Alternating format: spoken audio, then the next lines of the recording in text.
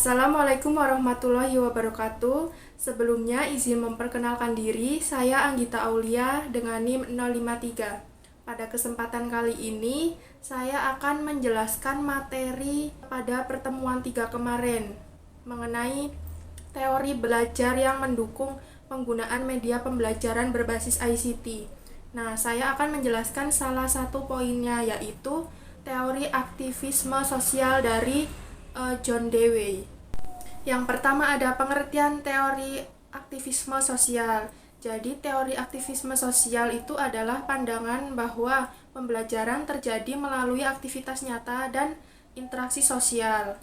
Nah, menurut John Dewey, siswa tidak hanya menerima pengetahuan secara pasif, tetapi harus terlibat langsung dalam pengalaman belajar. Jadi siswa itu belajarnya itu harus terlibat langsung, atau bisa juga disebut learning by doing, yang artinya belajar dengan melakukan.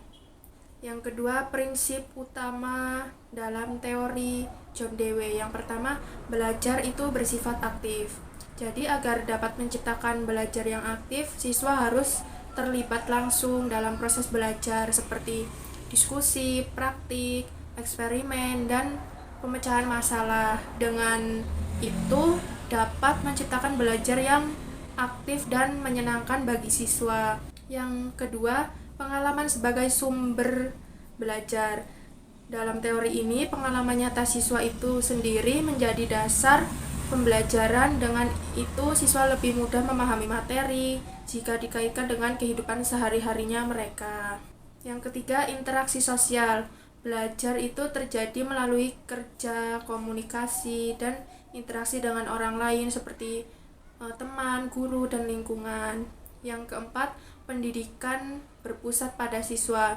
Jadi pembelajaran itu berpusat pada siswa, sedangkan guru itu hanya sebagai fasilitator, bukan satu-satunya sumber ilmu.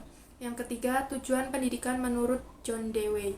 Yang pertama, mengembangkan kemampuan berpikir kritis. Yang kedua, membentuk keterampilan sosial. Yang ketiga, mempersiapkan siswa menjadi anggota masyarakat yang aktif. Dan yang keempat, menanamkan nilai demokrasi dalam kehidupan sehari-hari. Nah, untuk menerapkan teori belajar ini juga ada kekurangan dan kelebihannya. Kelebihannya itu bisa meningkatkan keaktifan belajar siswa. Jadi siswa itu akan lebih aktif ketika belajar, berdiskusi bersama teman-temannya. Terus pembelajaran juga akan lebih bermakna.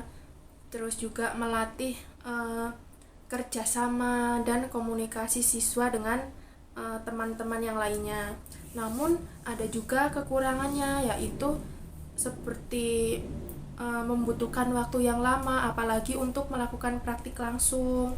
Terus juga tidak semua siswa itu kalau diajak itu langsung ikut aktif. Ada juga siswa yang kurang aktif.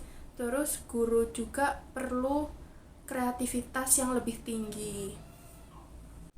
Jadi kesimpulannya, teori aktivisme sosial dari John Dewey ini menekankan pada belajar yang harus secara aktif, berbasis pengalaman, dan melibatkan interaksi sosial.